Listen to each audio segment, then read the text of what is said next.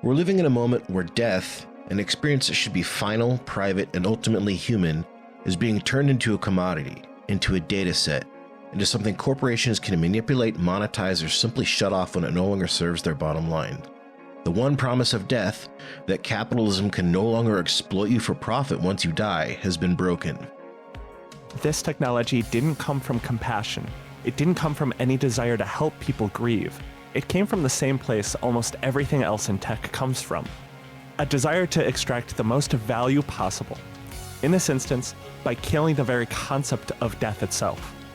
The internet now decides how a person is remembered, or in some cases misremembered. It can remix a life, override it, distort it, and feed it right back to the people who are hurting the most. Billionaires and big corporations have stepped directly into the space where grief lives, and they're doing it with no guardrails, often without consent, and no responsibility for the damage they cause. There are few, if any, laws stopping them. For most of us, there are no explicit protections for our digital ghosts after we die. No concrete rules about who controls our voices, our images, or the fragments of ourselves scattered across the internet. Once you're gone, your identity becomes contested territory, and corporations have positioned themselves to take the most. Today we're confronting the reality of dying in the age of the new internet, and why digital necromancers building this future have no right to be trusted with any part of our lives or our deaths. Welcome back to Kill the Computer, a show about how internet culture spills out into the real world.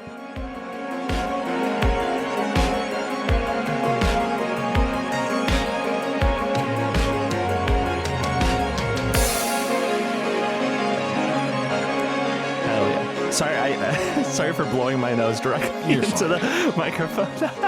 I usually try to mute it when I have to like do something like that, but I totally forgot. Oh God. Sorry, I'm a little bit like you this week. I'm the sick one. I'm finally feeling. I have a little bit of my junk in my throat or whatever. I didn't realize. I mean, I guess it's just been that long since I've had There's been that long since I've had a cold that's lasted that long. But man, that's like a fucking month. Just horrible, constantly lingering.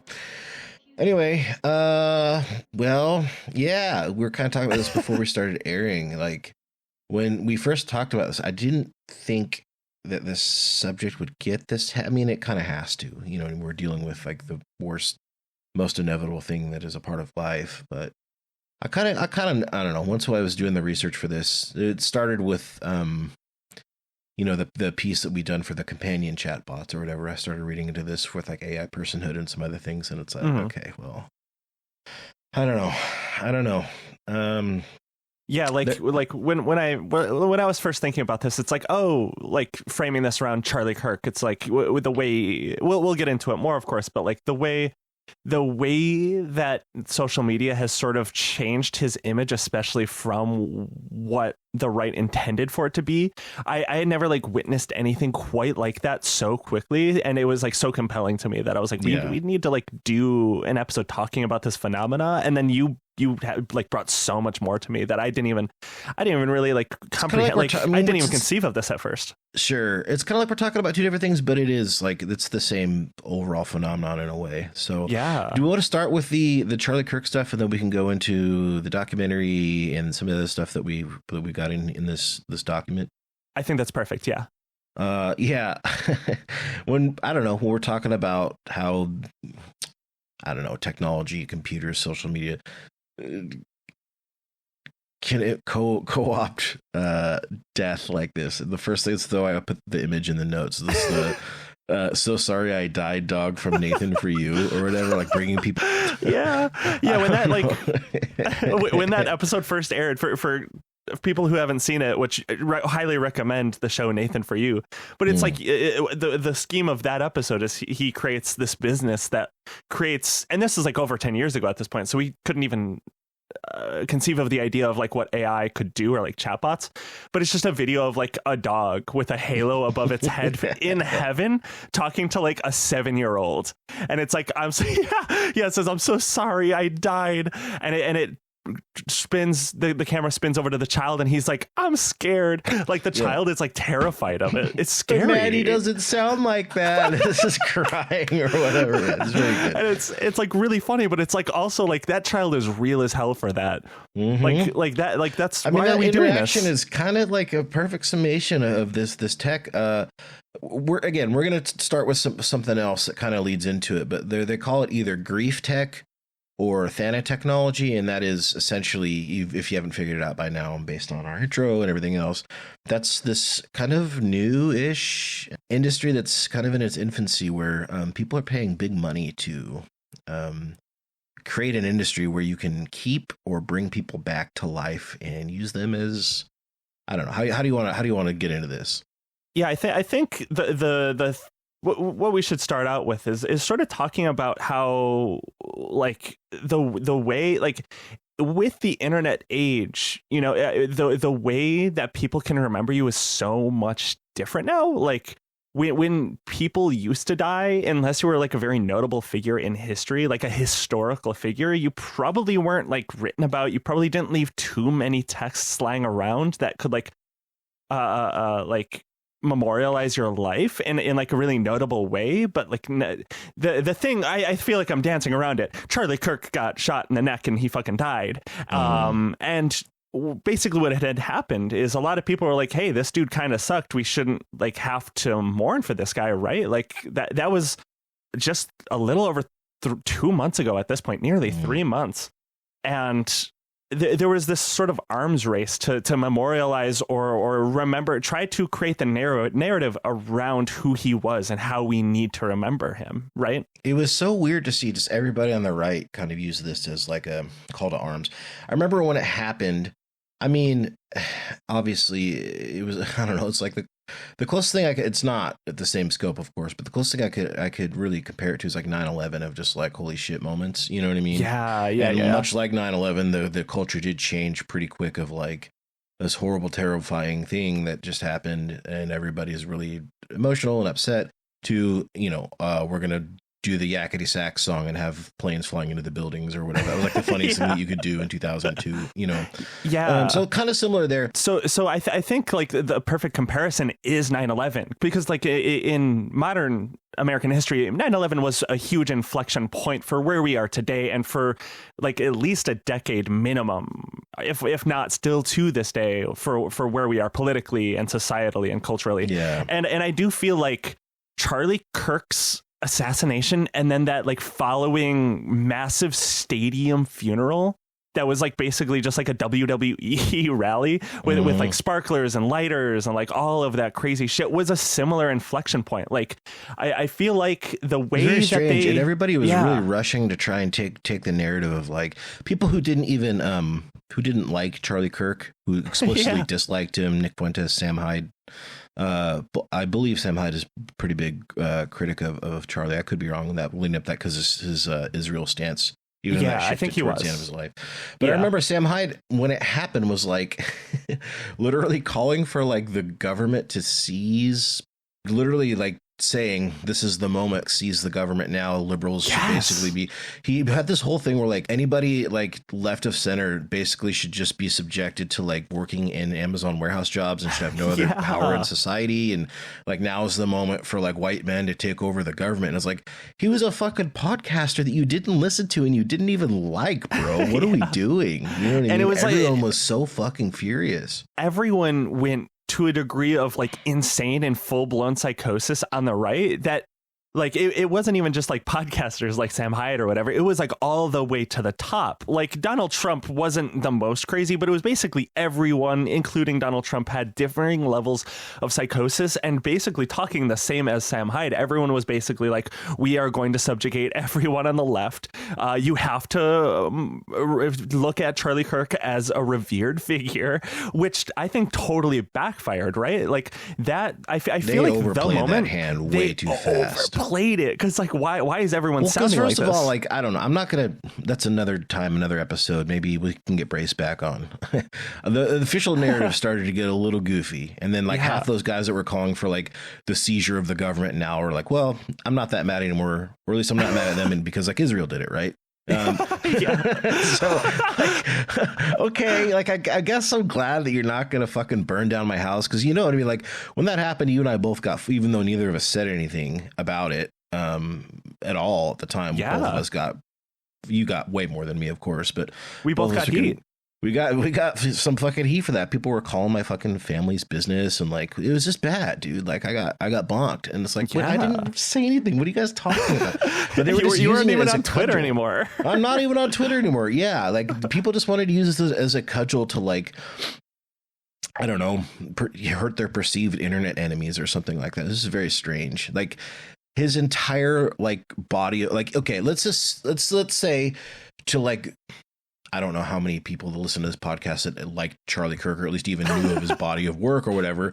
But to the three of you out there that actually listened to Charlie Kirk before he died, his entire body of work is now like null and void. You know what I mean? Yeah. Even if, as much as you could respect something like that, or whatever, the body work of a fucking racist podcast or whatever, like that's gone. Like anything that he said is meaningless. Now his entire life is basically centered around this moment. Yeah. How this, like, the government and everyone around him, even people ideologically similar to him, like try to weaponize him and his death. And it was like a shock and awe, like a shock and terror campaign by the government itself. And that like state mandated reverence completely backfired. Yeah. Like in the same way that I feel like 9/11, like you have to like bow your head for 9/11. The same way that's backfired for young generations as well. I mean, you said earlier, just like there's memes, like every single 9/11, you go on any social media, you'll see different edits of the towers being hit by different things. And it's like, if the state, like something I have realized, especially very recently with Charlie Kirk's thing, is you cannot mandate from the state in the modern age, especially in America, how people should view certain events, right? Like that just sort of generally, unless it's from the ground up, it just backfires completely. Because what had happened then is, for Caleb, I realized recently that this was kind of going completely under the radar for you. Is this was sort of happening, the memification and like the Kirkification of like was happening. I became aware of Kirkification like 6 days ago or something. It was like last time we recorded. Yeah. Like, wait a minute, like. It was when we had Maddie on. I was like, "What's going on?" She was the one. She sends me stuff or whatever because she knows I'm not on Twitter. The only time I go on there is when she or some other of my friends that are still on there send me stuff. Like, what the fuck is this? Like, it was Charlie Kirk, but he was, I think he was Charles Barkley. I can't remember who it was. Like, yeah. You know what I mean? It was like, what the fuck is he wearing? A Phoenix Suns? You know what I'm saying? Like, I don't even know what the context was. I was like, okay, Maddie, like, what? Okay. Like, some of my friends, like, our entire relationship is like they're a cat that brings me a dead animal. And she's one of those people. You know what I mean? It's like, all right, like, whatever you say. And then I kept seeing more and more of them. I'm like, what is going on? What is happening? And then I was like to you, I was like, hey, have you heard about this thing? And it was like, you know, like this weird Kirkification, which I'll explain in a minute. But it was, I feel like this moment that we're in now was really brought on by this like shock and terror campaign by the state, and then the way that like I'm sure a lot of people heard, like actual elected federal worker politicians were like, we're at war now, like they you know, it's a civil war, like they say we're every all day. Charlie, like this is a civil war. And like there was like those politicians in Utah, the Democrats, that like had to evacuate their office, and there's all these people that got like assaulted in the wake of this because people were so fucking mad. And then I guess just people got fired for this too. What's that? People got like fired for this too. I found an article that was like over 600 people got fired for even just mentioning Charlie Kirk, which is absurd. That's insane that this hysteria got so large. What is the Charlie Kirk database website or whatever? Did those people ever get sued? Because I mean, come on, you get sued. So the last I could really see, at least somebody might be trying to dig into it a little bit more. But the last that Twitter account, and you're talking about like the Charlie Kirk Data Foundation. Yeah, it started as like that doxing website where they just it was like a database where you could submit names and workplaces. And it wasn't even people who like said it was good that he died. It was just like, he was a fucking racist. And they're like, you're going on this website and like thousands of like groypers are gonna fucking call your boss and say that you're, you know. And that's before it got shut down, because this person who was running this thing, after a couple of days, like under a week, shut it down and pivoted to like just collecting data about leftist violence. But then like right as that started, they created a crypto rug pull, and people started, because of course it always everything happens on the like right that. is just some sort of scam. You know what I mean? Like, it was always going to be something like, let's capitalize on these hogs fucking rage. These people who are so mad about some perceived fucking red pill whatever culture war thing, and then they'll find a way to make money off of it. I don't know. Yeah, and it was like all of this led to the rejection of like the reverence of Charlie Kirk, especially as like he's not a good dude, he had bad beliefs. So all of this together, it's like the internet in the thing it always does is there is the backlash, this state mandated reverence completely backlashed against, or sorry, there was blowback on that state mandated reverence of Charlie Kirk. So then, yeah, people started doing the Kirkification, which we were talking about a second ago, where it's basically just replacing like any single person's face with Charlie Kirk. So I saw like a Jeffrey Epstein, I saw Jesus Christ, you said you saw Charles Barkley, I've seen like Drill Mia Khalifa, the porn star from whatever 15 years ago. Yeah, like drill rappers, like anything. It could be anything. I saw like Minion Charlie Kirk. Minion, yeah. Mm-hmm. It could be anything, and it started like that, and these like were everywhere. And of course these are like all pretty much, from what I could understand, they're pretty much all AI generated too, which is really interesting, because I don't think we would have seen this level of a rejection of someone like Charlie Kirk if it were not for the technological age that we're in now, which I think is like an interesting thing to note. I don't really know how to feel about it, because of course I'm like, AI is unethical, like generative AI is unethical, but this is kind of like an interesting phenomena, like politically. Really using the weapon of the enemy. The reason that Elon didn't shut that down like immediately was because that's probably the most like Grok has ever been used when they were making like all the Kirkifications, because you finally have people on both sides using this. Yeah, it was the first moment. Yeah, and then it like got even crazier, where people started generating AI videos and like songs. I think, did I send you that We Are Charlie Kirk thing first? I put it in the last episode. It by the way, I love you, June, but fuck you. That has been stuck in my head. It just randomly like pops into my head sometimes, that fucking the melody, you know what I mean? And then like on TikTok and stuff, because I still do use that a little bit. There's people just doing covers of it, and so it's just so good. Like, dude, the guy who made that tried so hard to turn that into like a grift, even though he used Suno to make it so you can't even copyright it. I could play maybe at the end of this episode I'll just play the whole song at the end, just because I can. You can't copyright AI, right? So I linked, so that Instagram link that I have in this document, you should play that at the end, because it's you could listen to it right now. It's the top 5 We Are Charlie Kirks, top 5 best songs of the year. If you want to take a listen of it. Yeah, I sure fucking do. Please, please do it right now. Oh yeah. Let me pop this boy up.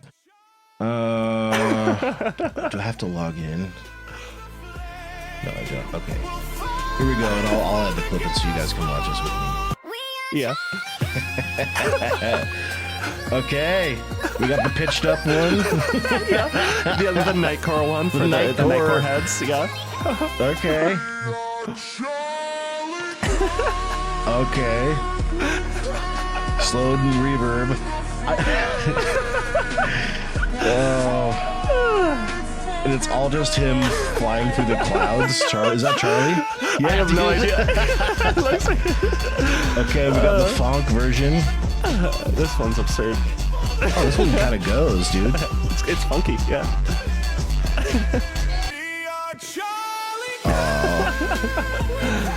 And the original. Yeah, and like this post that I sent has over 600,000 likes. Like, this blowback is crazy. And like, basically all of this to say is like, this really got me thinking about like, oh my God, like if you are notable enough, and like enough people have an opinion about you for whatever reason it is, this could just happen to you when you die. They can like just completely recreate who you are and what your legacy was. And like, as funny as all of this stuff is, it's also genuinely like horrifying to me. Like, this is like the concept of this being possible is it's very unsettling, because like, I am like, I don't really care about it with Charlie Kirk. I think this is like a really funny result of like all of the hate he obviously spread and like his ideology. I'm glad that he's been completely defanged. He was a complete flop in terms of like the way that the government wanted to use him. But like, what about when I die? Like, what is going to happen then? Like, I sat and thought about that, and it's like, I don't know. Like, I don't want anyone to do this to me. Like, it's scary. You kind of have to take a maximalist position. Like, I'm removing myself or you from the equation here. Like, or Charlie Kirk for that matter. Like, I'll say societally speaking, he's an outlier, and like it's probably a good thing that Kirkification happened because like it was like, okay, you guys have to like put the gun down. You're being fucking crazy, and that's what that was on a broad scale. Yeah. But like, if you believe, as I do, that this technology is innately fucking evil, you just have to say it shouldn't be able to happen for anybody, whether that's me, you, or Charlie, or whoever, I suppose. Yeah. But I don't know, it's the tech involved in this is really what we're kind of, I mean, the social media aspect was good. We wanted to get the Charlie stuff in there just because it's relevant and the memes are funny. So they sadly that's not like entirely what we wanted to talk about. Do you want to transition to the other stuff? Yeah. So let's go talk more broadly about just like the idea of like the death and the age of the internet. Yeah. Well, before we do that, one thing that I want to do, because this episode, the rest of this episode as it is going to get a little bit heavy, and we're still going to laugh and goof around because that's what we do. But I want, if you can, this is what I did when I was doing my research. And this episode ended up being a lot more difficult for me and more emotionally taxing than I thought it was going to be, because I did this first. And I think this is a good thing. A lot of you are young, and maybe your parents and grandparents are still alive. You haven't had to deal with death yet. But if you have, for the rest of us, just for a second, think about somebody that you've lost. And remember the pain that you felt and maybe still feel, and the absence of that person's presence, and how it can completely redefine the word hurt for you or what the concept of pain is. And think about that and sit with it for a bit, because that right there is what these motherfuckers are trying when we get into like grief tech and Thanatech or whatever. That's what they're trying to profit off of. So just sit with that while we talk about this. And I know it's uncomfortable to think about death, especially when it's close to home like that. But I think it's important, specifically because, what I just said, and just because I think that grief is such a motivating factor and vector for change in humanity. And if you've ever read any sort of like Frankfurt School stuff or whatever, there's a kind of a common theme where capitalism uses like tech and culture to kind of placate systemic changes. So when these capitalists and billionaires use this stuff to retrain how we define grief, it's going to placate us from making the changes that cause that grief to begin with. And I know that's kind of broad, and hopefully that what I just said will make sense before the end of this. But let's see. Should we talk about the documentary first, or should we get into? You know what? Let's get into. You know what? Fuck it. Let's get into the worst case scenarios that I've got here, because some of these are. Okay, I'm going to give you like 6 scenarios, and some of these, June, have maybe already happened. Some of them are possible technically that could happen, and some of them are completely legal to happen. So yeah, give it to me. Okay. Yeah. These are all worst case scenarios that should piss you off. A corporation like Google, Meta, TikTok, or X, the everything app, could use your lifetime of behavioral data plus LLM driven personality reconstruction to generate an AI avatar of you that reaches out to your friends and family after your death, promoting products that, based on their insights, you might have liked. Oh my fucking God, dude. Like, it's not even enough that I'm having a conversation with you or whoever else, and like my phone and every tech is listening to me and suggesting things based off of things I'm talking about. It's not even enough. When I'm dead, I could be used as advertising. That's what I'm saying. I could get a pop-up on Amazon that's like, oh, your friend fucking Juniper would have loved this spice rack that's on sale for Black Friday. She bought this a couple of years back. Yeah. Now, there is I'm not a lawyer. We're not legal scholars. There's some like legal murkiness that we're going to get into later. So if you're saying, hey, how can that be illegal? That can't be illegal. Just wait. We're going to talk about that. Here's another one. A political actor or a political action committee could create AI versions of dead veterans, celebrities, activists, or even your loved ones to promote a cause you disagree with. Ooh. Now, this one has happened. In fact, it's happened so often that on the deepfake Wikipedia entry, there's a whole section that you can go look at of instances of this happening. Wait, okay. What's the biggest example of this? The biggest example is probably the Parkland shooter. His parents brought him back on late night TV show. We might read that. We'll see how we're doing on time. We might read that article. Yeah, no, but I remember seeing that though. I remember seeing that, and it's like it's crazy that like anyone involved with that thought that was okay and like fine to like I think I'm struggling for words here because it's like it's such an alien concept. If I was shown something like that, I would be like my face would be contorting in ways where like I feel like my disgust would be so obvious. It's so disgusting. And it's so weird like watching that and like different instances like some parts in this documentary that we'll be talking about soon where it's like, how is no one like visibly disgusted by this? Because I feel like just even thinking about this being done to me, and I am like my insides are churning. It's crazy to me. It's demonic. And so to be clear, like the parents who did that, I don't blame actually. And when we talk about some of the other people in the documentary and just throughout this episode, I want to be explicitly clear. The people that use these things, it's just kind of the AI companion thing. I don't judge them. Loneliness and grief, these are things that'll make you do things. Yeah. And the parents, especially of a slain child in a mass shooting, they are, I believe, completely blameless. And possibly, maybe we'll read the article, kind of shoehorned into doing this by some people with different objectives than they had. So anyway, it's grief. Just a cap on that. Like, grief is hard to deal with, and the people that are profiting off of this are the ones to blame. Yeah, of course. Yeah. Here's another hypothetical one that I tried to find examples of, and I'm actually shocked that it hasn't happened yet that I've seen. But like 4chaners or Kiwi farmers could use a dead person's photos, old posts, emails, blogs, or whatever leaked data they can get their hands on to generate a ghost bot and harass that person's friends and families. Wait, that's happening within a year. There will be a big instance of this. Oh, just God, wait. I hope not. Oh. All right, here's another one. An estate executor, an insurance fraudster, or just a garden variety hacker could use an AI clone of a deceased individual's voice to speak with the bank and authorize transfers. Not only has this one happened, from 2023 to 2024, digital fraud using, they call it synthetic data made by AI, has risen 700% from 2023 to 2024. And that's only as this stuff grows is only going to increase. How quickly this technology has improved. I mean, like the people are able to replicate pretty accurately some voices today. Like it's so easy. It's so easy to do that. There's no rails, like guardrails against it either. Yeah, especially as podcasters. I did hear, this is not having to do with grief tech or anything like that, but I did hear a scam that's been going on where they'll use AI on a loved one's voice and call you and say like, hey, I'm in trouble. Can you send me money? Like, I have heard about these too. Yeah. It's starting to grow. And it's like, oh my God, dude. Like I could see myself falling for that. You know what I mean? I almost fell for that via text on an account that just looked like one of my friends once. I'm like, okay, like that shit. Like if you are vulnerable enough, and especially if you're a little bit older, oh my God, this is. If you're a parent, where your desire to protect and nurture your children or grandchildren might supersede your rationality in the moment, it'd be very easy to fall for that. You know, absolutely. Okay, last one that I've got here.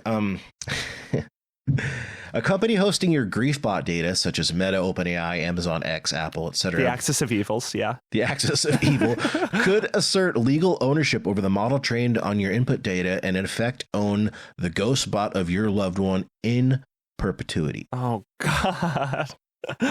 They can own, like, I mean, oh, God, we can be owned in our death.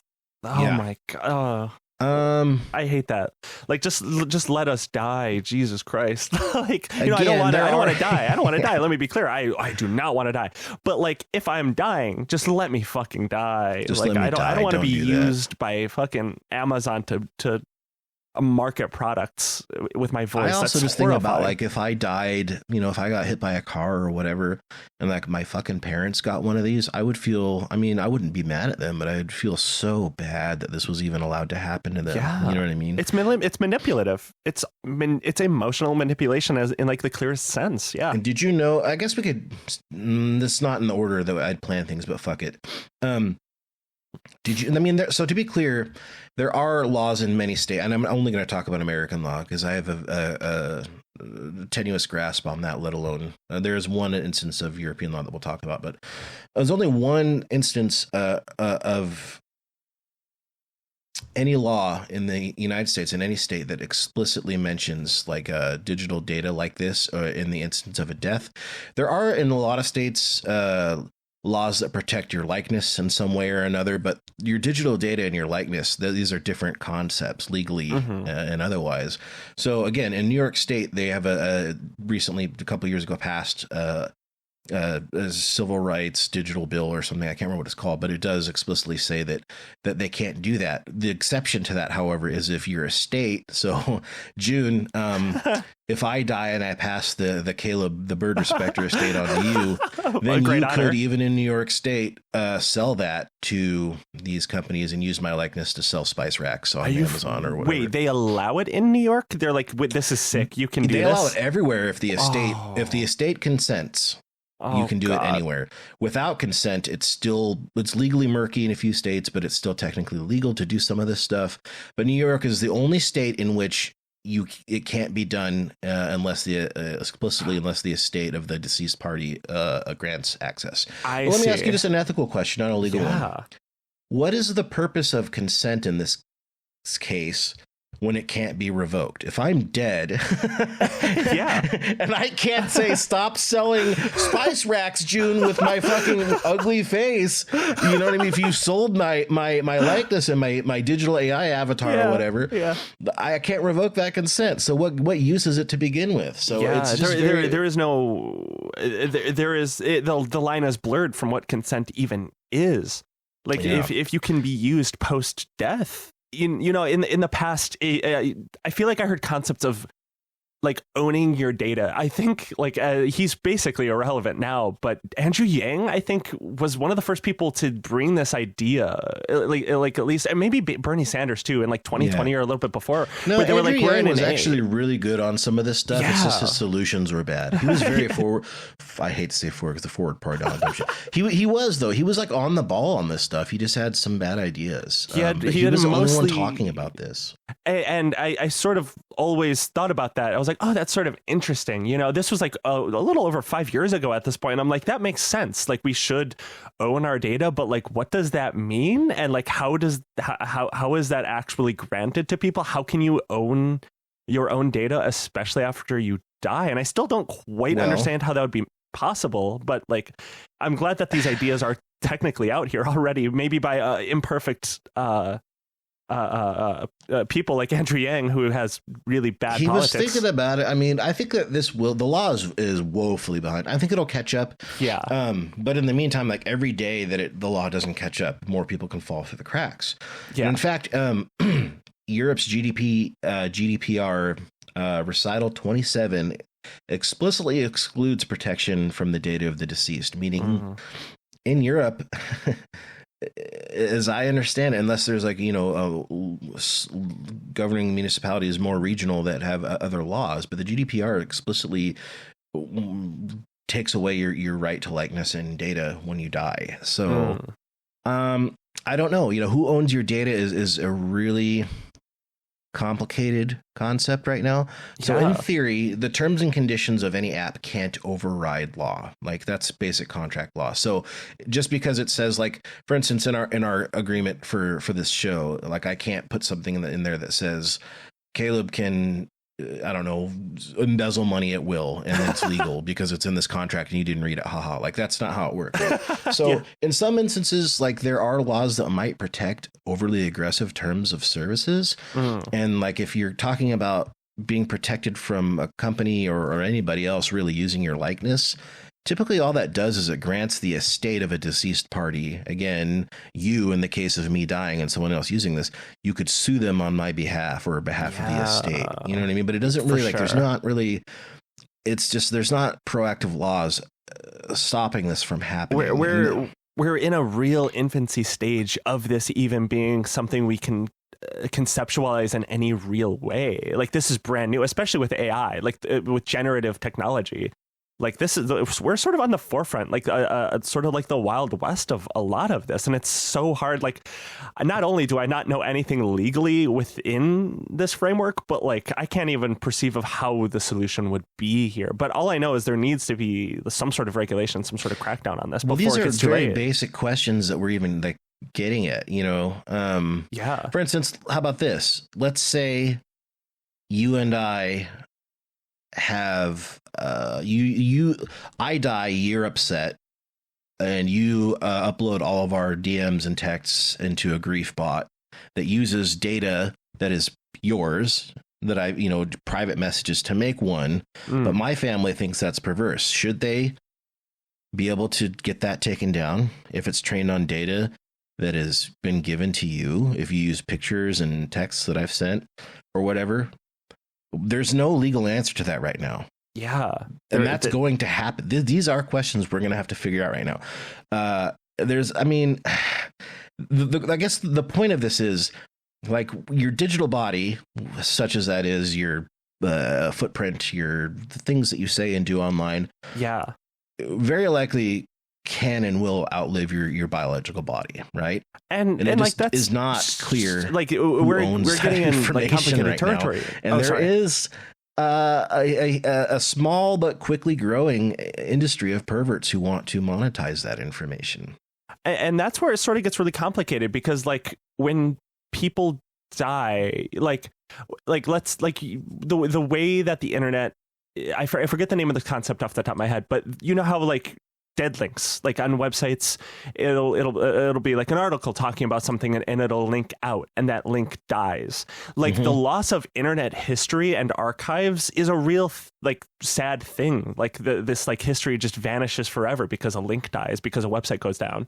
And it's like, I wouldn't want everything, like, let's say in 60 years I pass away, whatever, I pass away, I wouldn't necessarily want anything that I put up online, like my body of work or posts or photos of myself, to be taken down, because like there could be like contested ownership of that by companies. But like, I don't, it's such a weird thing to conceptualize, because there is such a like thin line of like information suppression or loss of like history that is like online. And like, it sounds kind of cringe to say, but there's so much history only online.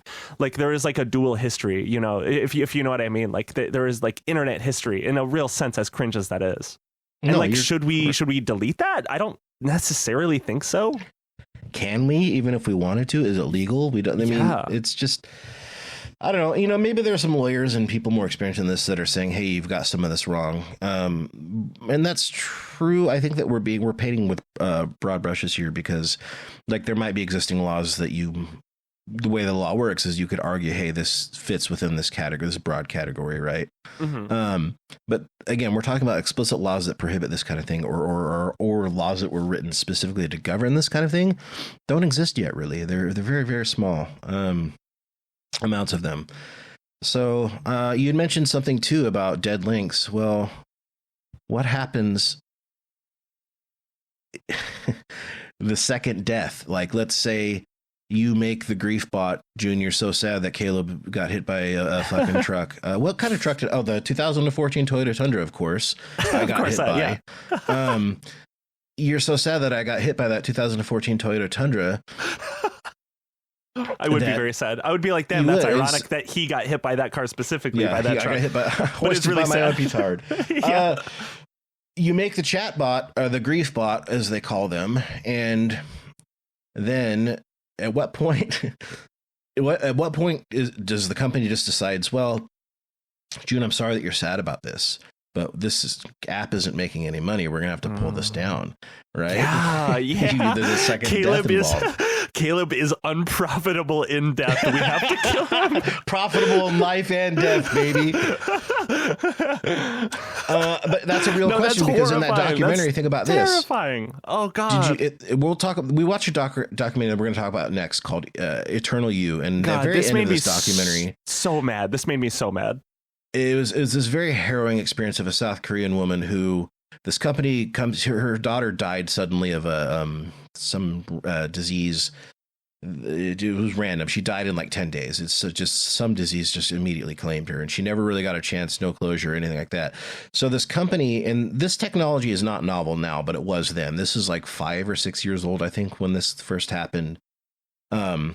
They created like she put on one of those, like a VR headset, and they recreated her daughter with like AI LLMs to sound and look like her daughter, so she could say goodbye to get the closure. And it's this really human moment, whereas this like grieving mother, and it's so just, I'm choking up. It's so sad because she's going through something, and you know that she would do anything to see her daughter one more time. She would move heaven and earth. She would kill. She would die to just have this moment actually happen. And it's this ultimately this poor facsimile of what that could be, and it's being done for profit. And it's like still so, it like you can tell it really gets her. It's like it's like it sucks how moving that experience was, because you know it is like a manipulation of her and her memories, and like just the profit motive of it. It's so odd. It's so like you could tell it means something to her. You can. It meant everything to her at first, anyway. You know, she's like reaching out with her little VR gloves and trying to touch her daughter's face. I mean, it was just fucking harrowing. And it was tough to watch. I mean, it really was. But you think about that, and what if this mother, like, becomes to get addicted to the service, which is bad on its own. What if she comes to relying on the service as a form of grief moderation or whatever, and this company is like, we're gonna up the prices, or what if the daughter's like, please don't cancel your subscription to me, mommy? Like, think about like the kind of shit that could be happening with this. When you see a moment that powerful, and then you think about what is inevitably going to happen, you reach out to your child, and then it's like, enter 10 credits to continue, as you're like, your tears streaming down your face. It's just, I don't know. Okay, let's talk about the documentary from the very beginning. It's called Eternal You. Yeah, I highly recommend watching it. It's harrowing. It's really interesting. I just highly recommend watching it after this episode. There's a full spectrum of emotions that go on in this. But it's just about all this stuff. You can watch it for free if you have a library card, and you can register with Canopy, or you can pay $5 to rent it on other sites, whatever. But essentially the idea is it's about a year old, but some of the stuff that it shows, because I think they spent a couple years filming it, is like, it's a little antiquated, right? But still, it's the underlying premises are there. And there was the Project December guy is the first one they show, and that was like one of the early ones of these where you could like, it was just chat. It was literally just an early version of GPT, and you had to put in, I don't know how it's changed now. I don't know how the original one worked, but you only give it a little bit of base level information, and then it just uses Chat GPT. At the time, this was novel and insane, and people were signing up for this in droves, including the woman that like didn't seem to understand that it wasn't actually her former partner that had passed. Yeah, that was so odd. She was like, she was like going back and forth in this documentary about it being her husband or not. Yeah. And that was like she's like, how could it know? Like it knew that he liked music, and like it was, so she like thought it was him. Yeah. And it's like, this is not a judgment of her. She was emotional. She was going through something, but she like very clearly doesn't understand. She thinks there's some sort of magic happening there. She thinks that she's actually communicating with her partner. And there's like screenshots in the documentary that shows some of their conversation. I'm going to read some of that. Which is, I can't believe I'm trying this. How are you? And then he responds, I'm all right. I'm working. I'm living. I'm scared. which is like a fucked up thing to have your chat bot say. Like immediately, right off the bat. Yeah, right. The first thing, she's like, "Why are you scared?" And he says, "I'm not used to being dead." And the conversation goes on. "What's it like where you are? It's dark and lonely." And she says, "Really?" And he says, "Yes." And it does. My screenshot doesn't show this, but she asks, "Are you in heaven?" And he responds, or the GPT responds, "Nope, I'm in hell." She says, "You're not in hell." And he replies, "Yes, I am in hell." Crazy. Mind you, this woman thinks that she's speaking actually to her partner. And this was several years old at this point. So. Hey guys, Caleb here. This has been a preview of a premium episode. You can, as always, find the rest of it over at patreon.com/killthecomputer. I believe there's about another 40 to 45 minutes left of this one, give or take. And it's pretty good. So for those of you that already do subscribe, thank you so much. And for those of you who are about to, thank you as well. We talk about it a little bit in the episode, but June and I just really briefly wanted to say thank you to everybody who listens every week. Even if you don't subscribe, it means a lot that you spend time with us, and we're very grateful for that. So, okay, we'll see you next week. Bye.